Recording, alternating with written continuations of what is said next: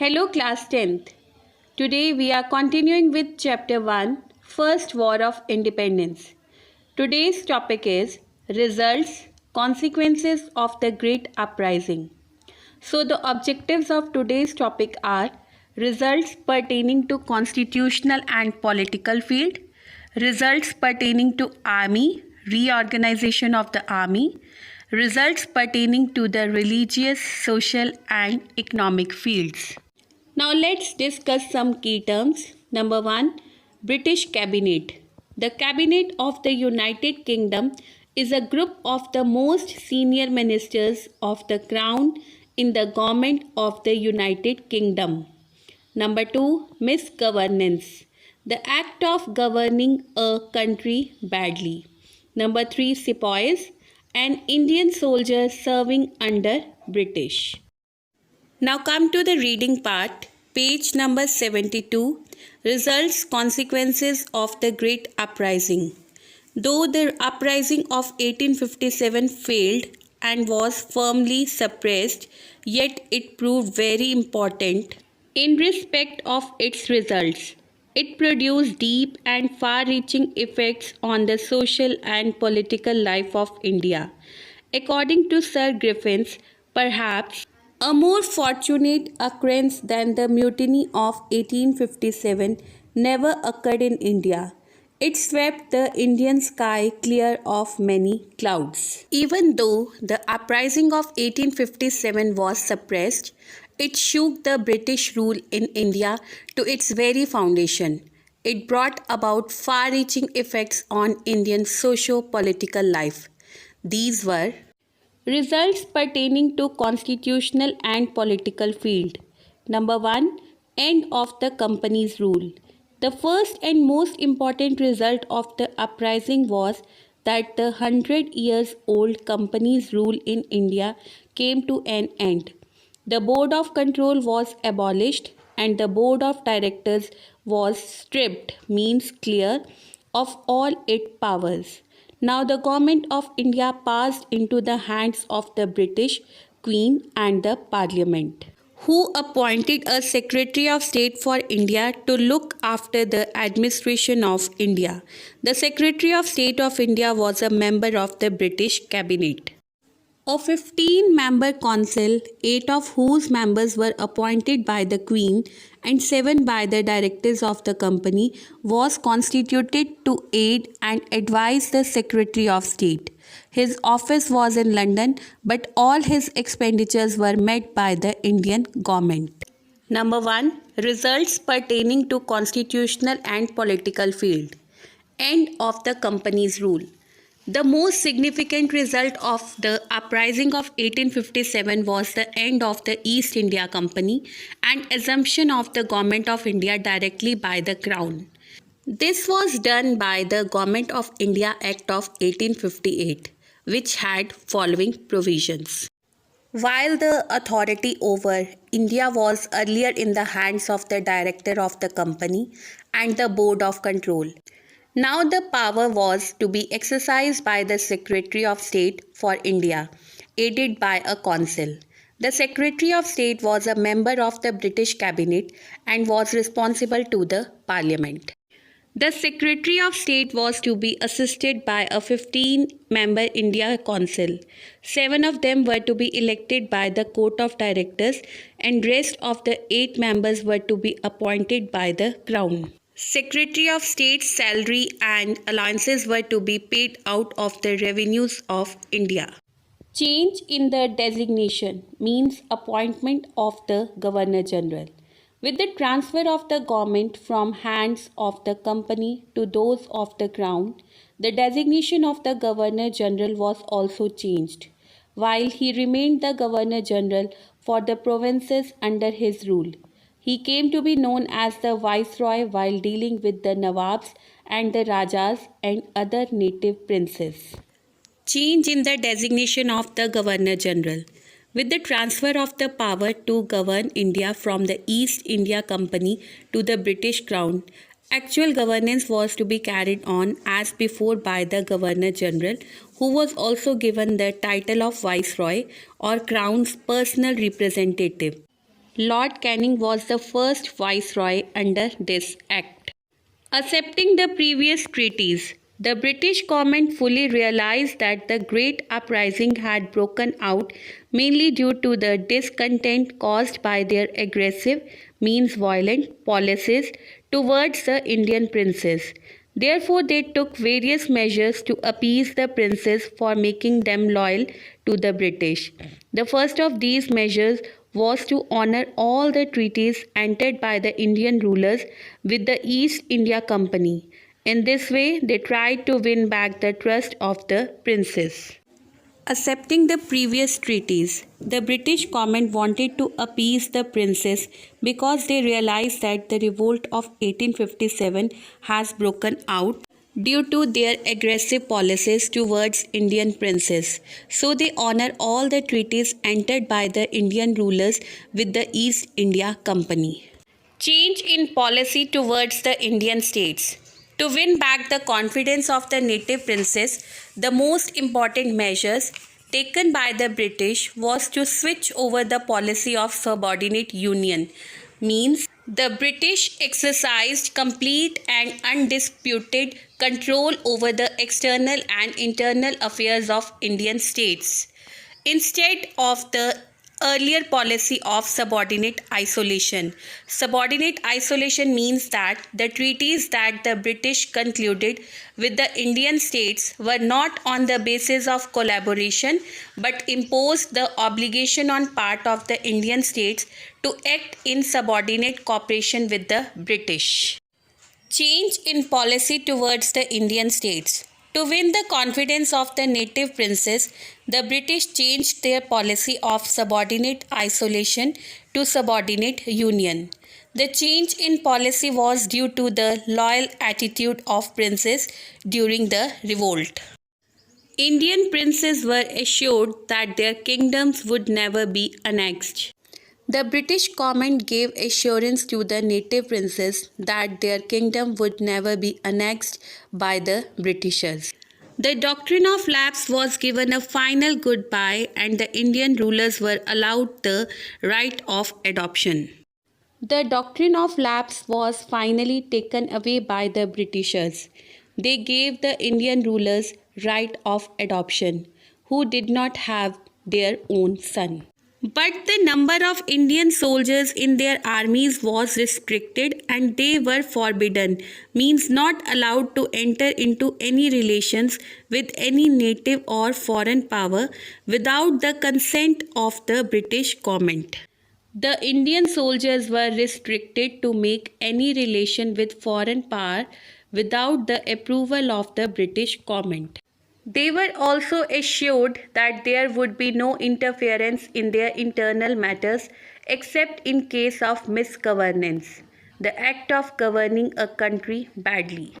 The Britishers followed a policy of non-intervention in social and religious matters of Indians except in case of misgovernance. All these princes who had helped the British during this uprising were decorated with big honors and rewarded fabulously, means extraordinary, to seek their appeasement. The Nizam of Hyderabad was relieved of his debt of 5 lakh pounds. Some of the Indian princes were loyal to the British and had helped them in suppressing the uprising. Their loyalty was rewarded with the announcement that their right of adoption would be respected and the integrity of their territories will not be annexed in future. The Nizam of Hyderabad was relieved of his debt of 5 lakh pounds. Abolition of Peshwaship and the Mughal line. The adopted son of Peshwa Bajirao too had taken an active part in the uprising of 1857, but he had voluntarily escaped into Nepal after the failure of the Great Uprising without any intention, means aim, to return. The office of the Peshwa was abolished. With the abolition of Peshwaship, one of the chief worries of the English ended. In the same way, the title of the Mughal emperor was abolished following the death of Bahadur Shah II, who had been actively associated with the Great Uprising. thus ended the line of the great Mughals founded by Babur in 1526. Abolition of Peshwaship and the Mughal line.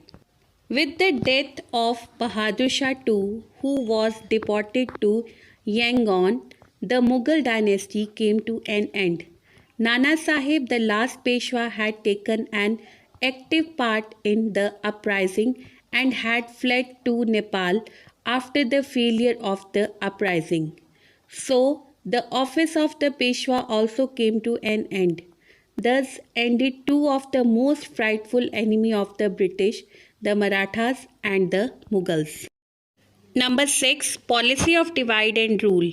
During this revolution, there were ample means sufficient instances means example of the Hindu-Muslim unity and also of the people supporting their princes against the British. Such a thing was considered harmful to the imperialistic designs of the English, who would not shirk even to take questionable measures to sabotage means destroy this unity by following a policy of divide and rule. They alienated means isolate the rulers from their subjects by according them special protections and by allowing them several concessions. Thus, the Indian rulers were led to the ruinous means destructive path of luxurious life, and they began to disregard the vital interests of their people.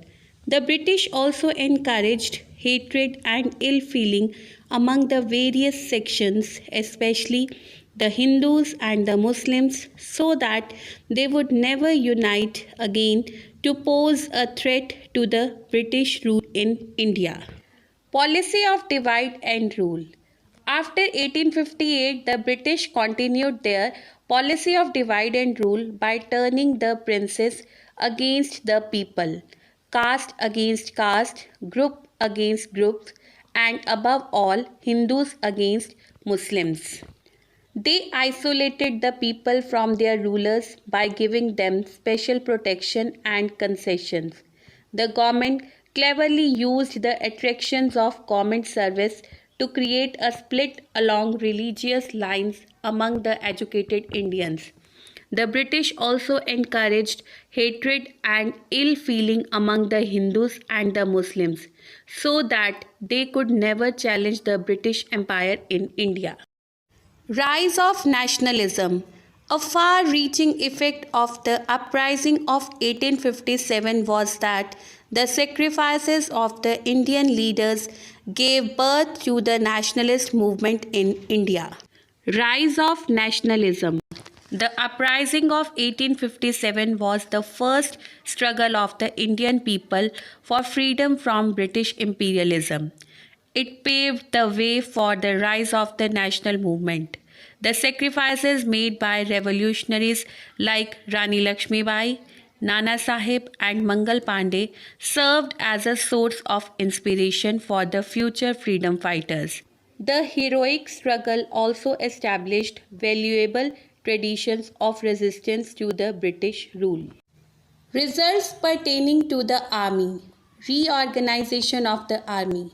Number 1.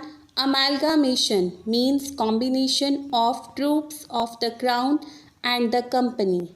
Since 1784, when Pitt's India Act was passed, the company had two categories of European troops, one that were recruited from among the European settlers in India by the company itself, and the other were those recruited directly by the British government in England and sent to serve in India. Results pertaining to the army. Amalgamation of troops of the crown and the company. Pitt's India Act was passed in 1784 by William Pitt to correct the defects of the Regulating Act of 1773. It established a system of double government in India by Crown in Great Britain and the British East India Company. The company had two categories of European troops. One was that the recruitment by the company itself and other by the British government in England who sent to India to serve. Number 2. Increase in the number of European troops. At the time of the Great Uprising, the number of European soldiers was far less than the number of Indian troops.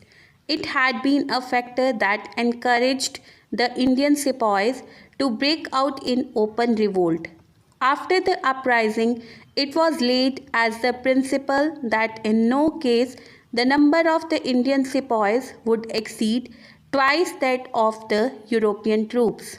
The new army consisted of about 72,000 Europeans and 1,35,000 Indian troops. Increase in the number of European troops. The European soldiers were far less than the Indian troops at the time of the Great Uprising. This was the important factor which encouraged the Indian sepoys to break out the revolt. The general principle adopted was that the number of the Indian sepoys should not exceed twice that of the European troops. The new army consisted of about 72,000 European and 1,35,000 Indian troops. Number 3. Placing artillery means big guns and other effective weapons exclusively in European hands. After the uprising, Indian officers were never placed in charge of ammunition, means bullets and shells, nor were they allowed to use more sophisticated weapons of war. It was done primarily to desist, means stop, the Indian soldiers from harboring, means secretly, any design of breaking out in rebellion, means uprising. Placing artillery and other effective weapons exclusively in European hands. To desist the Indian soldiers from rising again against the British rule, the sophisticated weapons and ammunition were never placed under the charge of Indians. All Indian artillery units, with the exception of a few mountain units, were disbanded. Number 4. Mixing of different classes of sepoys means an Indian soldier serving under British. The soldiers of the Bengal army belonging to the same caste and practicing same faith had played an important role in provoking the uprising. Therefore, it was decided to mix the soldiers belonging to different castes and practicing different faiths in the same armies so that unity and nationalism did not develop among them. Besides, the Indian sepoys were stationed in cantonments away from the civil areas where they would not come in contact with the common people. Mixing of different classes of sepoys. Discrimination on the basis of caste, region and religion was practiced in the recruitment to the army.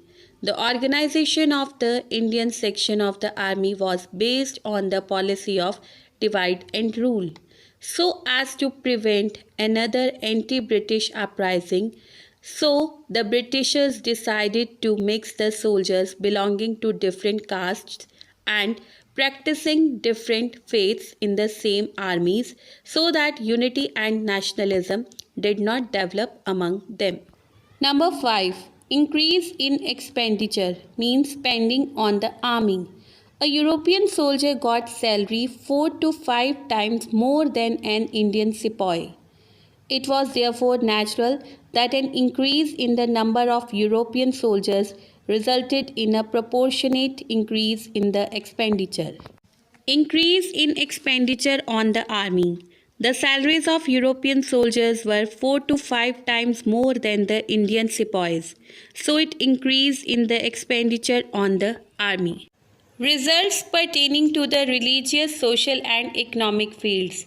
Number 1. Promise of religious freedom. It was clearly stated in the Queen's Declaration of 1858 that there would be no interference in the religious belief and practices of the people and all would enjoy full freedom in this respect. Results pertaining to the religious, social, and economic fields. Promise of religious freedom. The Queen's proclamation incorporating the transfer of governance from East India Company to the British Crown was made place at Allahabad on November 1, 1858 by Lord Canning, the first Viceroy of India. The proclamation promised that the Government of India would follow a policy of non intervention in social and religious matters of India. Number 2. Promise of free and impartial means neutral admittance to service. The Indians were promised appointment to the highest offices under the government without prejudice means discrimination to caste, color, or religion. It was particularly stated in the Declaration of 1858. Promise of free and impartial admittance to service. It was clearly stated in Queen's Declaration that the British government would treat all subjects, Indians and Europeans, as equal regarding education and appointments at the higher posts. Number 3. Straining of relations between the Europeans and the Indians. Both the Indians and the Europeans committed such atrocities means inhumanity against each other that the relations among the people of both the races became bitter and strained means tension. The Indians hated the British while the British suspected the Indians and doubted their loyalty and integrity. Straining of relations between the Europeans and the Indians. The relation between both the Europeans and Indians became bitter. The British subjected Indians to insult and humiliation, and Indians hated the British. Number 4. Widening of the Gulf means gap between the Hindus and the Muslims. Both the Hindus and the Muslims had showed utmost zeal means passion and enthusiasm in this uprising. But the Muslims started harboring hatred and mistrust against the Hindus because of the role played by the Sikhs and Gorkha soldiers in suppressing the great uprising and in perpetrating means committing excesses upon them. In the later years, the English made capital out of these differences and fanned the Hindu-Muslim mistrust so that the two communities might never come together, and thus the British Empire would stay longer in India without any challenge from any quarter whatsoever. Widening of the gulf between the Hindus and Muslims. Both Hindus and Muslims had showed most zeal and enthusiasm in this uprising. But after the uprising, the gulf between the two communities widened. This was the consequence of the British policy of divide and rule, by which they sowed the seeds of dissension between the two communities. It was a deliberate attempt so that the two communities might never come together to pose a threat to the British rule in India. Number 5. Economic exploitation. The wealth of India had already been plundered, means looted, by the traders and the officials of the company. But with the introduction of the Crown's rule, it became more serious and much wider. Economic exploitation. The uprising of 1857 started the era of exploitation in the following manner. India was turned into a typical colonial economy, exporting raw material and importing finished goods. The salary and allowances of the Secretary of State and members of the Indian Council, the civil servants and the military officers were a large drain on the country resources. Students, we have discussed till here. Learn the basic terms. Follow the SNAP homework. Thank you.